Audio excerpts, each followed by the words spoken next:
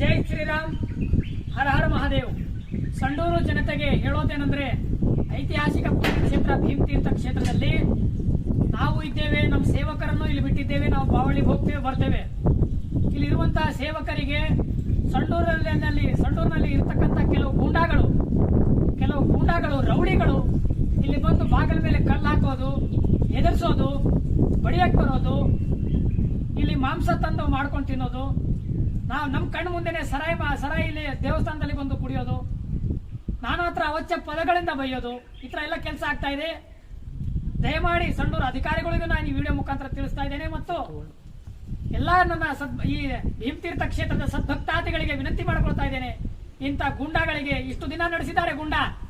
ಇಷ್ಟು ದಿನ ಇಲ್ಲಿ ಹಂದಿ ಮಾಂಸ, ದನದ ಮಾಂಸ, ಕುರಿ ಕೋಳಿಗನ್ನ ಕೊಯ್ದು ಎಲ್ಲ ಪಾರ್ಟಿ ಮಾಡ್ಕೊಂಡು ತಿಂತಾರೆ. ಈಗಲೂ ಮೊನ್ನೆ ಬಂದಿದ್ದೀನಿ 10 ಗಂಟೆಗೆ, ಇಲ್ಲಿ ರಾತ್ರಿ 10 ಗಂಟೆಗೆ ಬಂದಾಗ ಬಿರಿಯಾನಿ ತಗೊಂಡು ತಿಂತಾ ಇದ್ದಾರೆ. ಇಲ್ಲಿ ಬಿರಿಯಾನಿ, ಡ್ರಿಂಕ್ಸ್ ಎಲ್ಲವನ್ನು ದುಶ್ಚಟಗಳನ್ನು ಇಲ್ಲಿ ಮಾಡ್ತಾ ಇದ್ದಾರೆ.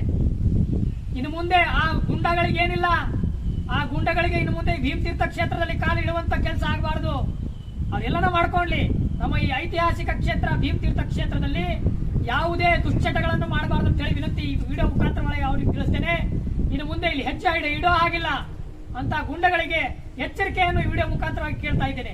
ಜೈ ಶ್ರೀರಾಮ್. ಜೈ ಶ್ರೀರಾಮ್.